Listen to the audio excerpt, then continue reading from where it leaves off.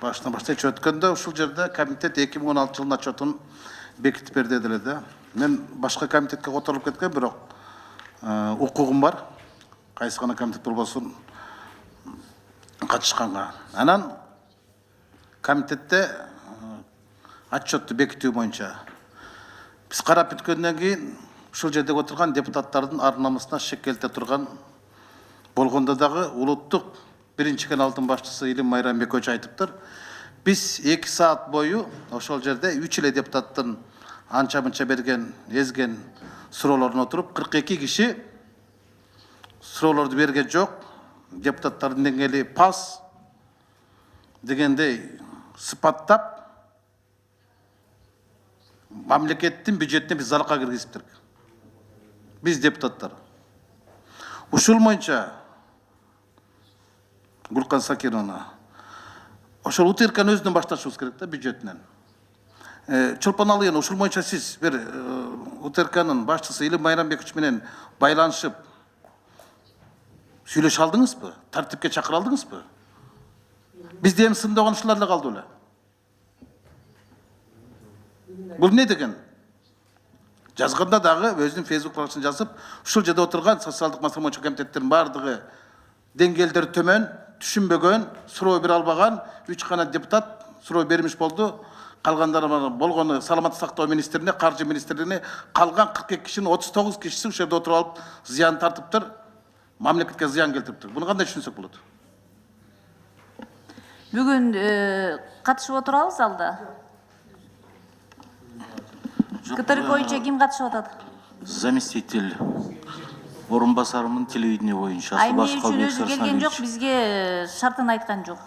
Илим Майрамбекович өзү Азыр бюджет каралып атат, бирок өзү келип катышышын биз талап кылабыз. Өзү келип катышсын.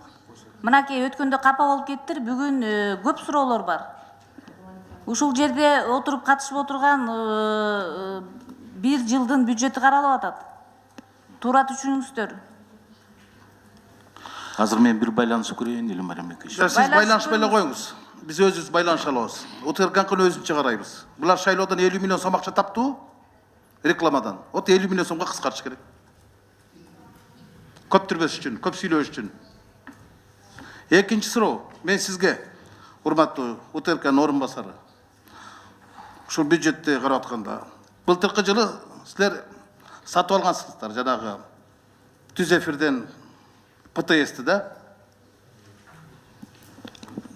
Раскольчинович, биз быйыл сатып алдык. Быйыл сатып алдыңар да? Быйыл сатып алдык дейм. Мен де ошол боюнча суройм да. Канча сомго сатып алдыңар? Кимдер тендерге катышкан? Канча сумма белгиленген? Тендер комиссиянын курамы ким? Толук маалыматты ушу комитетке бересиз. Биз ушудан баштайбыз. Ар бир комитеттин мүчөлөрүнө ошону кат жүзүндө бериңиз. Тендер качан уюштурулган, канча суммага, кайсы фирмалар катышкан, кандай критерий менен тандоо алынган, техникалык талаптар кандай коюлган, ким чечкен, канча суммага отуруп берилген. 1 миллион доллар алдыңарбы же 1,5 миллион доллар алдыңарбы? 100 миллион сом тегерегинде акча алдыңар. 102 миллион калдык. 102 миллион калдык. Ошол 102 миллион сом турабы? Ошону биз эмилик дейбиз. Ал бизди иликтесе биз иликтеп көрөйүк да. Илимбек Майрамбековичтин иштерин дагы. Түшүндүңүз да? Экинчи суроо теге маданият министрине.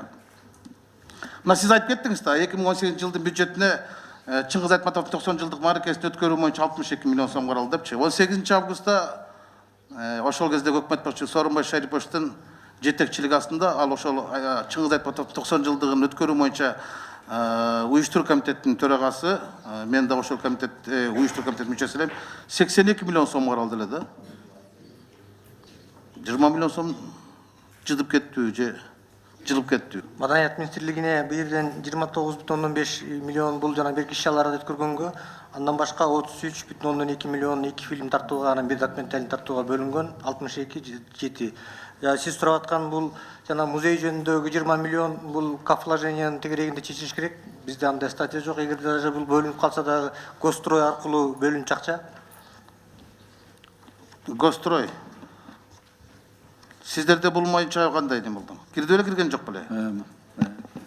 Капиталдык салымдар боюнча каржылоо маселеси бюджет кабыл алгандан кийин 1 айдын ичинде чечилет, ошол жерге анан кирет да. Кандай чечилет? Капиталдык салымдар негизинен бюджетте бир сумма менен бекитип бересиздер сиздер. Эмки жылга биз 2,9 миллиард сом киргиздик. Тизмесин өкмөт ошол азыркы бюджеттик кодекстин талаптарына ылайык бюджет кабыл алгандан кийин 1 айдын ичинде тизмесин түзөт. Ошол жерде ошол жерге анан киргизилет. Бул өкмөт башчынын тапшырмасында катышкандардын арасында сиздердин дагы жетекчиңиздер бар болчу да. Мен ошол Сен качтың беле? Ошондо тиги Чыңгыз-Ордо комплексин куруу боюнча 20 миллион сом деп каралган. Өткөндө ошол Сооронбай Шарипович президенттикке талапкер катары Шекер айылына барып, Гүлкан Сакиевна да катышкан, Абдылжан Акматалиев да бар болуш керек. Бир топ акын жазуучулар баардыгы барган болчу. Ошол жерден шаардана кеп кылды. Мен ошо Чыңгыз менен 5 жыл депутат болуп иштедим эле. Ошонун айылына биринчи жолу келип, Куран окутатам. Мына ушул жерге Чыңгыз-Ордо боюнча мен өкмөт башчы болуп кетип атканда 20 миллион сом бөлүп бердим деди да. А бирок эч жерде жок бул. Муну кандай эсеп болот? Сооронбай Шарипович калп айттыбы же каржы министри каршы айттыбы? Жок, мен каршы айткан жокмун. Жок болот атпайбы? А булардыкы мындай да, мен алдым тиги Гостройдукун, транспорттукун. Булар 159 мектеп деп коет. 34 больница же болбосо саламат сактоо министрлиги мекемелери деп коет. Анан Маданат министрлигине 42 миллион сом деп коет дагы тизмесин бербейт. Расшифровкасы жок. Же сиздер эмне жанагы катты кыйкырган депутаттарды карап турасыңарбы? Ошолор кыйкырса ошол райондогу бир мектепти киргизиш керек, же бир больницаны киргизиш керек, же болбосо бюджеттик комитетте мүчө болгон депутаттардын гана кызыкчылыгын көздөйсүңөрбү? Силер азыртан эле аймактык тең салмактык кылып бөлүп коюшуңар керек болот да. Ошол эгер 2017 жылы болсо титулдук немеңерди. Анан карап отурасыңар да, кайсы депутат катыраак сүйлөсө, ошонукун киргизесиңер.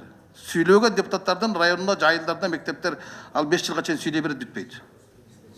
70% бүтүп калса бүтпөйт. Ошон үчүн Гостройдун тизмеси ушу бюджет каралып атканда болуш керек да. Биз кошо карашыбыз керек болчу. Бюджет каралып атканда боло албайт. Себеби быйылкы жылкы дагы 2 ай октябрь, ноябрь, декабрь быйылкы жылкы тизмени биз каржылашыбыз. Эмне үчүн боло албаса сиздин жанагы Шайбек беле ким эле жана орун басарыңыз? Жок, ошолор канчага чейин Мен сурап атам, жана капиталдык курулуш боюнча иштеген орун басарыңыз ким? орун басарым Шайбек беле ким эле жаңы барган жана Минобразованиеда барбадыбы? Гостройдо. Мен тиги Гостройдо сурап атам. Ал Шайбек Атамбекович департаментке келген. Ошол сурап атат. Мен кайсыларды киргизейин деп. Депутаттардан сурап турган киргизесиңер силер. Бул жылдын этегинде биз сунуш беребиз бүткөн объектилер, анан калгандары боюнча ошону такталып беребиз. Силер ушундай куйтулуңардан эл тажап бүттү да. Ошол кишинин өзүнүн Бек курулуш деген фирмасы бар. Өзү тендер жарыялайт, өзүнүн фирмасы утат, анан өзү технадзор, өзү текшерет. Ушу кантип болсун? Эл билбейт деп атасыңарбы? Анын техникалары бар. Өз аренда көрөт экен. Мен техникамды алсаң, сен о тендерди утуп берем. Мен техникамды аренда калбасаң, мен сага тендерди бербейм деп. Надандык да. Надандык. Адылбек Алишевич, 3-чү суроо мен. Өткөндө 11 октябрда Алмазбек Шаршенович Талас областына расмий сапар менен барганда драма театрынын ачылышында Талас областынын активдери менен жолугушуп атканда ошол жерден Кара-Бура райондук билим берүү бөлүмүнүн башчысы айтты эле, бизде Кара-Бура районунун борбор болгон Кызыл Адыр кыштагында маданият үйү жок. Маданият үйү эмес, маданиятты тескеген бөлүмдүн иш кабинети жок депчи.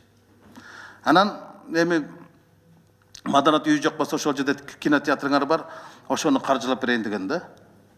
Семетей кинотеатр жөнүндө. Адылбек Алишевич.